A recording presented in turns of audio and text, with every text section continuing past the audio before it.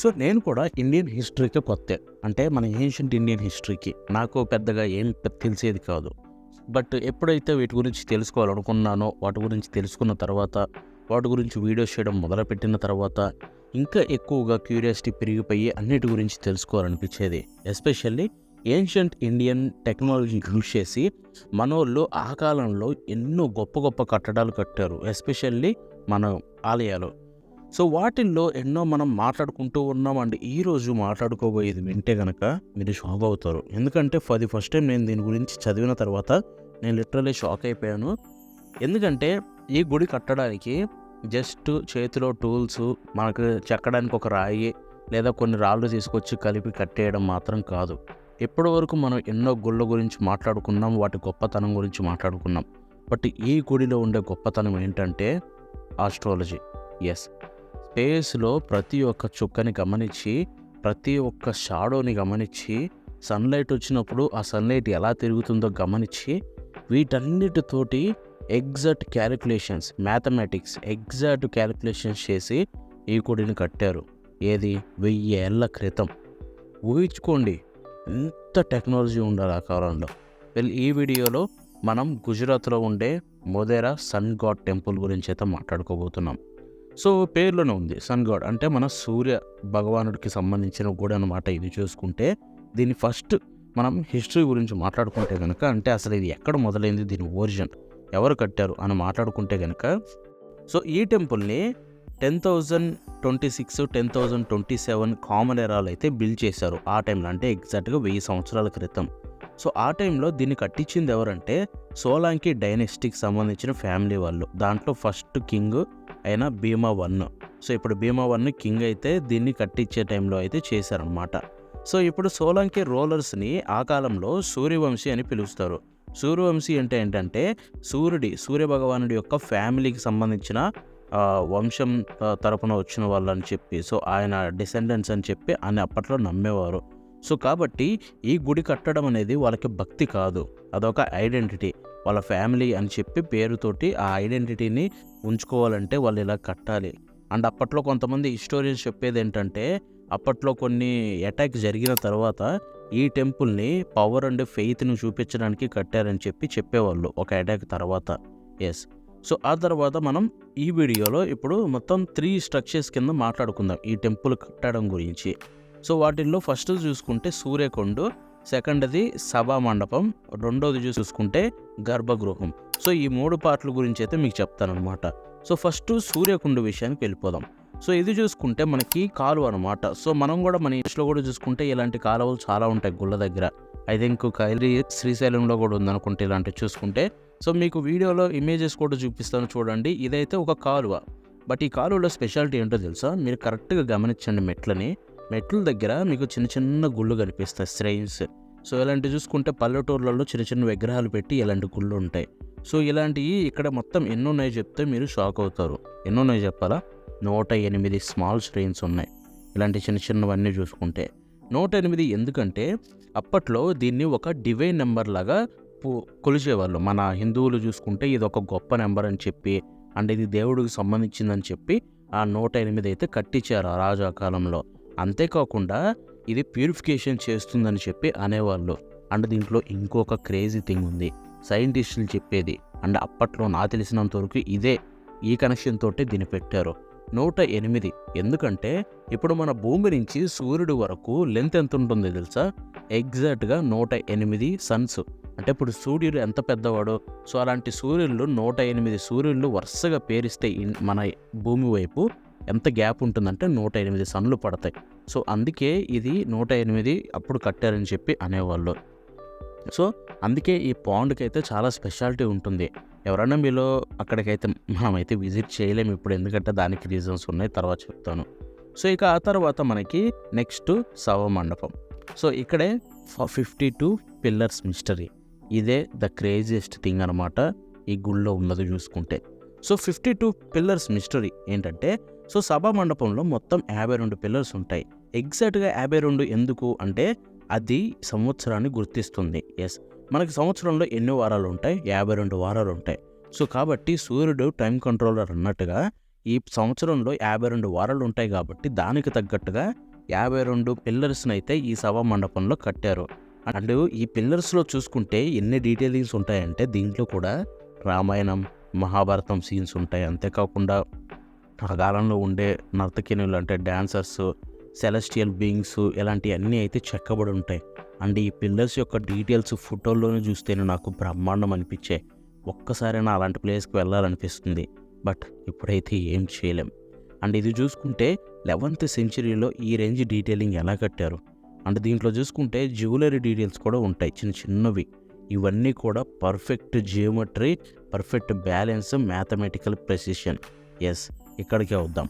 Sunlight alignment mystery. So ఇదే ఇప్పుడు biggest mystery అనమాట దీంట్లో చూసుకుంటే. సో ఈ టెంపుల్ చూసుకుంటే ఎగ్జాక్ట్గా ఈస్ట్ వెస్ట్ యాక్సెస్ మీద అయితే కన్స్ట్రక్ట్ చేశారు. సో దీనికి ఎందుకు రీజన్ అంటే సన్లైట్ ఇప్పుడు ఏదైతే మనకి పొద్దున్నే సన్లైట్ అయితే వస్తుంది కదా, మనకి సూర్యుడు ఉదయించగానే వచ్చే వెలుతురు ఏదైతే ఉందో డైరెక్ట్గా సూర్యుడు లోపలుండే సూర్యుడు విగ్రహం మీద పడాలని చెప్పి అప్పట్లో కట్టారు. సో అలా చూసుకుంటే ఇది మార్చ్ టైంలో అయితే వస్తుంది అనమాట. సో మార్చ్ ఏదైతే next month March, so March equinox days అని ఉంటాయన్నమాట. సో మార్చ్ 21, సెప్టెంబర్ 23 ఇలాగా. సో అటువంటి ఈక్వినోక్స్ డేస్లో చూసుకుంటే మార్నింగ్ వచ్చే ఫస్ట్ సన్లైట్ రేస్ ఫస్ట్ సభా మండపంలోకి ఎంటర్ అవుతాయి. సభా మండపంలోకి ఎంటర్ అయ్యి తర్వాత ఉండే గుద మండపంని క్రాస్ చేసి డైరెక్ట్గా గర్భగృహంలోకి అయితే వెళ్తుంది అనమాట ఈ సన్లైట్ చూసుకుంటే. సో అదెలా పాసిబుల్ ఇన్ని పిల్లర్స్ ఇవన్నీ ఉన్నాయన్నారు, ఇంత పెద్ద కట్టడం కదా. సో వాటన్నిటిని దాటి డైరెక్ట్గా లోపల విగ్రహంలోకి వెళ్ళేలాగా ఎలా కట్టారంటే అదే ఇక్కడ మనకి మిస్టరీ. ఎందుకంటే మిస్టరీ కాదు, ఇది కరెక్ట్గా చెప్పాలంటే మ్యాథమెటిక్స్. ఇప్పుడు మనకి ఏదైనా కూడా పర్ఫెక్ట్ అలైన్మెంట్ చేయాలంటే కరెక్ట్ డిగ్రీస్ కావచ్చు. సూర్యుడి లైట్ పొద్దున్నే ఒక రోజు వస్తుంది. సో ఆ రోజు ప్రతి సంవత్సరం వస్తుంది. ఆ రోజు ప్రతి సంవత్సరం వచ్చినప్పుడు అది డైరెక్ట్గా సూర్యుడి మీదకి వెళ్ళాలి. అలా వెళ్ళాలంటే ఏం చేయాలి? దాన్ని స్టడీ చేయాలి, స్పేస్ని ఎస్పెషల్లీ. సో ప్రతి రోజు స్పేస్లో ఎన్నో స్టార్స్ ఉంటాయి, ఎన్నో కదులుతుంటాయి. సూర్యుడు మనకి చంద్రుడు ఉంటాడు. సో ఇలాంటివన్నీ ఉంటాయి, సూర్యుడు ఉంటాడు. వీటన్నిటిని స్టడీ చేయాలి. సో సూర్యుడు వచ్చినప్పుడు షాడో ఎలా పడుతుంది, షాడో పడ్డ టైం ఎలా ఉంటుంది, అండ్ అది కదిలేటప్పుడు ఎలా ఉంటుంది. సో ఇలా ప్రతి ఒక్క డీటెయిల్ని గమనించి అప్పట్లో ఉండే మ్యాథమెటిక్స్ ఒక విధంగా చెప్పాలంటే ఈ గుడి కట్టిన టైంలో ఏదైతే ఉందో ఆ టైంలో ఇండియాలో మ్యాథమెటిక్స్ అనేది హైయెస్ట్ లెవెల్ అంట. ప్రపంచం మొత్తంలో మ్యాథమెటిక్స్ అంటేనే ఏదో అయితే ఏది మ్యాథమెటిక్స్లో పిల్లబచ్చాగల్లా ఉండే టైంలో ఇండియాలో అందరు ఆరితేరిపోయి మ్యాథమెటిక్స్ని ఎక్కడికో తీసుకెళ్లారు.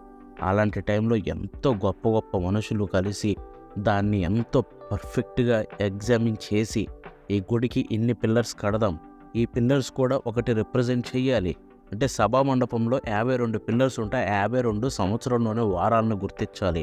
అండ్ ఆ తర్వాత చూసుకుంటే సభా మండపం ఏదైతే ఉందో సభా మండపం తర్వాత దాంట్లో చూసుకుంటే 24 పిల్లర్స్ ఉంటాయి.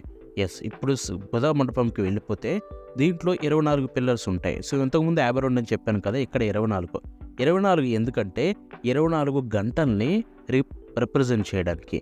ఎస్, సో మనకి రోజులో 24 గంటలు ఉంటాయి కదా. సో 24 గంటలను రిప్రజెంట్ చేయడానికి ఇక్కడ 24 పిల్లర్స్ అయితే పెట్టారు. అండ్ అంతేకాకుండా ఇక్కడ ఇంకొకటి కూడా ఉంది. సో మీరు ఇక్కడ ఒక విగ్రహం అయితే ఉంటుందన్నమాట. సో అది చూసుకుంటే చారియాట్, సో అంటే రథం. దాంట్లో సూర్యుడు అయితే ఈ రథాన్ని నడుపుతూ ఉంటాడు. అండ్ ఆ రథంలో మొత్తం 7 గుర్రాలు ఉంటాయి. ఈ 7 గుర్రాలు ఎందుకంటే వారంలో 7 రోజులు ఉంటాయి అని చెప్పి రిప్రజెంట్ చేస్తుంది. ఎస్, సో ఇలా చూసుకుంటే మనకి మొత్తం 4 లైక్ వీటితో పాటు ఇంకొకటి కూడా ఉంది.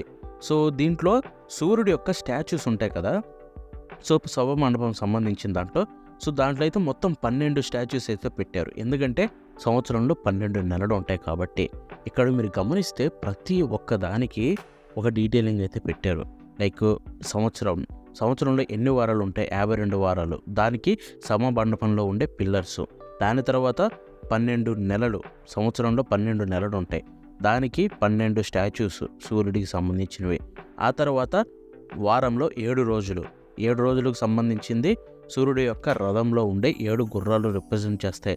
ఆ తర్వాత మనకి మండపం అయితే గర్భగృహం ఏదైనా కానివ్వండి, దాంట్లో 24 పిల్లర్స్. ఎందుకు? రోజులో ఉండే 24 గంటల్ని రిప్రజెంట్ చేయడానికి. ఆ తర్వాత మొత్తం 108 చిన్న చిన్న గుళ్ళు ఉన్నాయి. ఏది ఆ స్టెప్ వెళ్ళి చూసుకుంటే. అండ్ దాంట్లో 108 ఉండడానికి రీజన్ ఆ డిస్టెన్స్, సూర్యుడికి మన భూమికి ఉన్న డిస్టెన్స్. సో ఇలాగా వాళ్ళు చేయాల్సిందంతా ఏమైతే రిప్రజెంట్ చేయాలని చూశారో ప్రతీదీ కట్టడం మాత్రం మర్చిపోలేదు. ప్రతీదీ కట్టారు. ఎట్ ద సేమ్ టైం ప్రతి దానికి పర్ఫెక్ట్ టైము, డేటు, ఏ రోజొస్తుంది, ఎలా కట్టాలి, ఏ యాంగిల్‌లో కట్టాలి అన్నీ చూసుకొని గమనిచ్చి ప్రతీది పర్ఫెక్ట్ అలైన్‌మెంట్ చేసి డైరెక్ట్‌గా వెళ్ళి సూర్యుడి యొక్క విగ్రహం మీద సన్‌లైట్ పడేలాగా ప్లాన్ చేశారు. ఇది ఎంత గొప్ప విషయం అంటే, ఎంత కష్టపడ్డారంటే ఒకానొక టైంలో ఇండియన్స్ ఎంతో గొప్ప గొప్ప మనుషులు. ఎందుకంటే ఆ తెలివంతా మనకిప్పుడు లేదు. అంటే ఉన్నా కూడా ఆ రేంజ్‌లో అయితే మనం ఇప్పుడు చేయలేం. అలాంటి గుడి ఇప్పుడు కట్టమంటే కడతారా? కష్టం. ఏదో ఒకటైతే వదిలేస్తారు. సో అంత గొప్ప కట్టారు ఆ టైంలో చూసుకుంటే. సో ఇక ఇలా చూసుకుంటే దీంట్లో ఈ గొప్పతనాల గురించి మాట్లాడుకుంటే చాలానే ఉంటాయి మన ఏన్షియంట్ ఇండియాలో చూసుకుంటే. సో ఈ గుడిలో అసలు ఎలా ఇది ఇంత పర్ఫెక్ట్‌గా కట్టారని చెప్తే, ఒకానొక టైంలో ఏన్షియంట్ ఇండియన్స్ ఎవరైతే ఉన్నారో వాళ్ళు సూర్య సిద్ధాంత లాంటివి ఆస్ట్రానమీ టెక్స్ట్ ఉన్నాయంట. సో ఏవైతే వాళ్ళు చదివిన ఆస్ట్రానమీ ఉంటుంది కదా! రాసిన ప్రతి ఒక్కరు సూర్య సిద్ధాంత అనే ఆస్ట్రానమీ టెక్స్ట్స్ అయితే రాసేవాళ్ళు. సో అవి కూడా ప్రెజెంట్ చదివే వాళ్ళకి చాలామందికి హెల్ప్ అయ్యేది ఆ టైంలో. ఏది కట్టాలన్నా కూడా అలాంటి టెక్స్ట్‌లు యూజ్ చేసి చదివి వాటిలో ఉండే ఇన్ఫర్మేషన్ తోటి వీళ్ళు కొంచెం యాడ్ చేసి సో వాటినైతే కట్టేవాళ్ళని చెప్పేవాళ్ళు. లైక్ షాడో మెజర్‌మెంట్ ఎలా చేస్తారో, స్టార్ ట్రాకింగ్ కావచ్చు, సీజనల్ సోలార్ మూవ్‌మెంట్ అబ్జర్వ్ చేయడం, ఈ టెంపుల్‌ని డిజైన్ చేసిన విధానం అన్నీ చూసుకుంటే వీటి నుంచి హెల్ప్ తీసుకొని. ఇక అంతేకాకుండా ఈ టెంపుల్ అనేది జస్ట్ రిలీజియస్ మాత్రమే కాదు. ఇది ఒక సైన్స్. సోలార్‌ని అబ్జర్వ్ చేసి ఒక రాతిలో చెక్కినది. సోలార్ అబ్జర్వేట్‌ని ఒక రాతిలో చెక్కిన ఒక గొప్ప విషయం. దీన్ని రిలీజియన్ తోటి ఆపేయకుండా దీన్ని ప్రతి ఒక్కరు గుర్తించాలని కోరుకుందాం. యెస్. ఇక ఆ తర్వాత ఇప్పుడు డిస్ట్రక్షన్. ఆ కాలంలో సూర్యుడి విగ్రహం ఏదైతే ఉందో ప్యూర్ గోల్డ్ అనమాట. సో ఏదైతే బంగారంతో కట్టారో అది చూసుకుంటే ఎంతో గొప్పగా ఉండేదంట చూడ్డానికి. బట్ అది చూసుకుంటే తర్వాత ఇన్వేషన్స్ జరిగాయి. ఎవరు చేశారో మీ అందరికీ తెలుసు ఇన్వేషన్స్. సో ఇన్వేషన్స్ టైంలో దీన్ని దొంగిలించడం కూడా కాదు, నాశనం చేశారు. ఎందుకంటే వాళ్ళు ఎలాంటోళ్ళంటే ఈ హిందువులు ఎవరైతే ఉన్నారో వీళ్ళు విగ్రహాలని పూజిస్తారు. విగ్రహాలను నాశనం చేస్తే వాళ్ళకి పూజించడానికి ఏముండదు అనే కుళ్ళు ఈర్ష్యతోటి మన గొప్ప గొప్ప అన్నిటినైతే పడగొట్టారు. అలాంటి టైంలోనే ఈ ఐడల్ కూడా అయితే నాశనం అయిపోయింది. అండ్ ఈరోజు దీన్ని మీరెవ్వరు కూడా వర్షిప్ చేయలేరు. యెస్. సో ఇప్పటికీ కూడా దాని యొక్క గుడి ఉంది అక్కడ చూసుకుంటే. బట్ దానికి వెళ్ళడానికైతే ఆప్షన్ లేదు. ఎందుకంటే ఆబ్వియస్లీ ఇక్కడ చూసుకుంటే మన ఏదైతే యునెస్కో ఉంది కదా! సో ఇది చూసుకుంటే యునెస్కోకి సంబంధించిన వరల్డ్ హెరిటేజ్ లిస్ట్‌లోకి అయితే యాడ్ చేశారు. అంటే ఇది ఒక గొప్ప కట్టడం. దీన్నైతే మనం ప్రిజర్వ్ చేయాలి. అంటే దీన్ని జాగ్రత్తగా చూసుకోవాలనే ఉద్దేశంతోటి ఎవరినైతే అక్కడికి విజిటింగ్‌ని చేయకుండా దాన్నైతే ఇప్పటికీ కాపాడుతూ వస్తున్నారు ఎంతో జాగ్రత్తగా. సో ఇదనమాట ఈ టెంపుల్‌కి సంబంధించిన హిస్టరీ మీకు నేను చెప్పాలనుకున్నది. నేను వీడియోస్ ఇలాంటివి మాత్రం ఆపను. చాలా వీడియోస్ చేస్తాను. బట్ వీటితోటే ఆపుతానంటే కాదు. ఎందుకంటే ప్రపంచంలో ఎంతో గొప్ప గొప్ప హిస్టరీ ఉంది. ఇండియా ఒక్కటే కాదు. వాటన్నిటిని కూడా ఎక్స్‌ప్లోర్ చేయాలనుకుంటున్నాం. సో ఇలాంటి వీడియోస్ మీకు నచ్చితే గనక మీ సపోర్ట్ చూపించండి. మేము చాలా కష్టపడుతున్నాం. ఎవ్రీ వీడియోని మీకైతే తీసుకొని రావడానికి ట్రై చేస్తాం. ఎవ్రీడే అప్లోడ్ చేయడానికి ట్రై చేస్తాం. మీ సపోర్ట్ ఉంటే ఇదైతే ఇంకా చాలా దూరం అయితే వెళ్తుంది ఈ ఛానల్ చూసుకుంటే.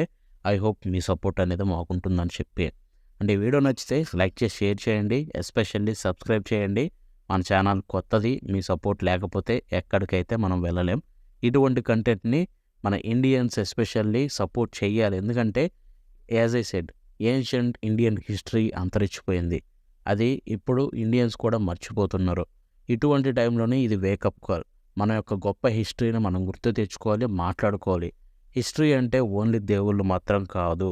హిస్టరీ అంటే ఎంతోమంది గొప్ప గొప్ప మనుషులు చేసిన ఎన్నో గొప్ప విషయాలు, ఎన్నో గొప్ప కట్టడాలు ఇండియాలో ఇప్పటికీ ఉన్నాయి. వాటి గురించి మనం ఎప్పుడు మాట్లాడుకోవాలి. సో ఫారినర్సే వచ్చి మనల్ని పొగుడుతున్నప్పుడు మనం దాన్ని నెగ్లెక్ట్ చేసి మనం ఫారినర్స్ వెనకాల వెళ్ళడం కంటే కూడా ఇండియాలో ఉన్న గొప్పతనాన్ని తెలుసుకోవాలి. సో మన ఛానల్ని సబ్స్క్రైబ్ చేసి పెట్టుకోండి. ఇటువంటి గొప్ప విషయాలు ప్రతి వారం మీరు చూస్తూనే ఉంటారు. Thank you. జై హింద్.